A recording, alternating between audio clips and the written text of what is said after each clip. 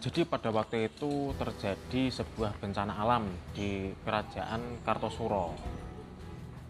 Banyak orang-orang sakit pun juga kelaparan, tidak bisa makan, tempat geblok tiap hari banyak yang mati, dan juga kematian tak terhingga banyaknya, ratusan mungkin ribuan.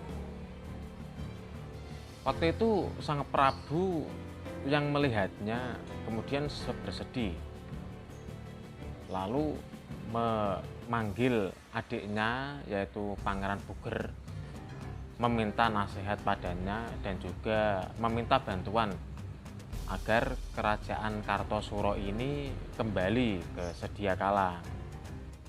Mendengar keluh kesah sang Prabu yang sekaligus kakaknya sendiri, membuat pangeran ini tak tega dan juga kasihan, lalu memutuskan untuk membantu sang Prabu yaitu kakaknya sendiri itu. Setelah dicurhati kakaknya tadi yaitu sang Prabu Amangkurat kedua, Pangeran Puger ini pun lalu memutuskan untuk kembali ke rumah. Dan sesampainya di rumah, Pangeran Puger ini langsung seketika berganti pakaian, jadi menyamar sebagai pengemis dan pergi ke pasar tiap hari. Dan malamnya Pangeran Puger ini meminta pertolongan dan juga ampunan pada Allah Subhanahu wa Ta'ala. Sesampainya Pangeran Puger ini di salah satu pasar yang bernama Kepundung, ia kaget bukan main karena Pangeran Puger ini tidak menemukan satupun penjual yang menjual beras ataupun nasi. Yang dijual hanya ubi, ketela, kemudian talas, jagung, dan lain sebagainya. Tidak ada satupun yang menjual nasi ataupun beras. Pangeran Puger pun bertanya pada salah satu penjual di pasar Kepundung tersebut. Ini seorang perempuan. "Bibi, apakah tidak ada yang menjual beras?" Penjual tadi pun menjawab pertanyaan Pangeran Puger. "Apa kamu tidak tahu, negara ini baru tentram sekarang.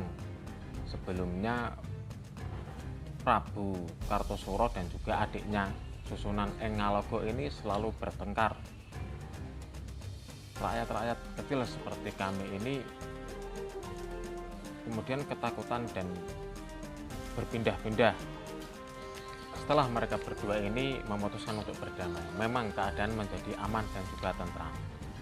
Namun imbasnya harga pangan ini menjadi mahal seperti yang kamu lihat sekarang."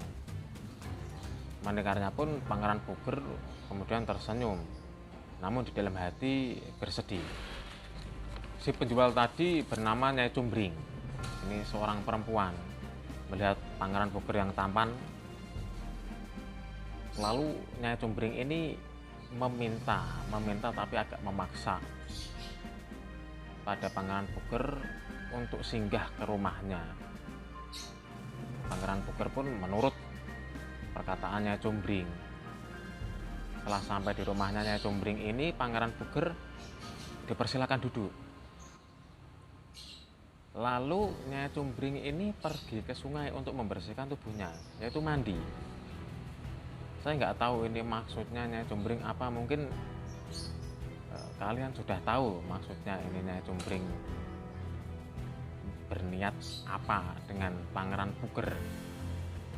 Tapi di sela-sela mandi itu Pangeran Puger diam-diam juga pergi. Jadi menyelinap, mungkin tahu maksudnya Nyai Cumbring tidak mau hal-hal yang tidak diinginkan terjadi. Jadi diam-diam pergi. Setelah pergi, Pangeran Puger ini kemudian sampai di Mataram. Saat sampainya di Mataram, Pangeran Puger langsung pergi ke Masjid Agung, lalu meminta pertolongan pada Tuhan dan juga memohon ampun atas semua yang sudah terjadi. Setelah fajar, kemudian sang pangeran merasa mendapatkan pertolongan dari Allah. Ada bakul kecil, alat penakar beras, jatuh dari atas di hadapannya sebesar buah kelapa. Seketika dipungut Pangeran Puger, sebab ia merasa bahwasanya itu adalah pertolongan dari Allah.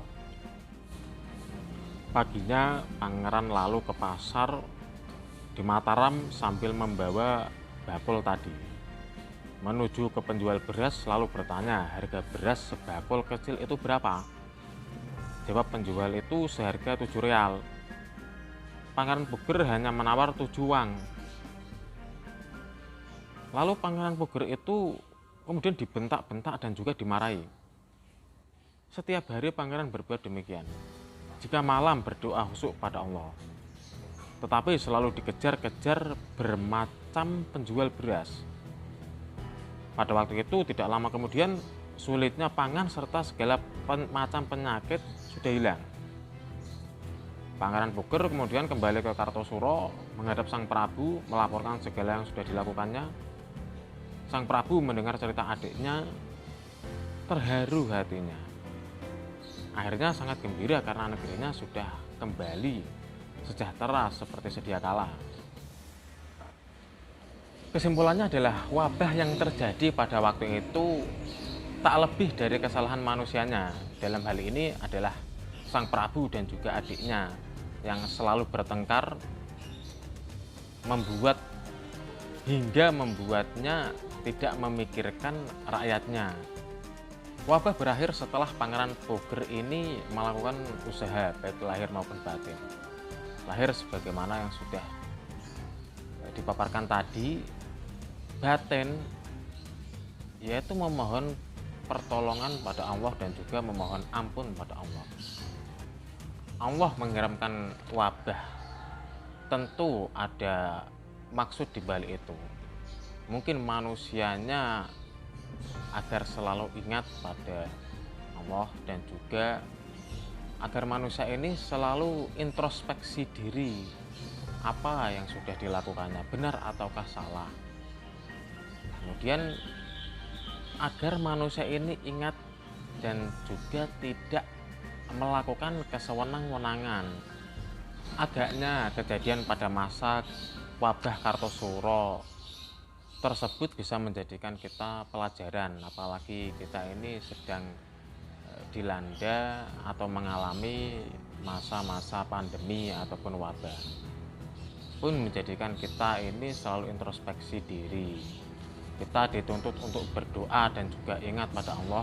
Mungkin selama ini kita banyak salah, banyak dosa, ataupun kita tidak ingat pada yang menciptakan kita.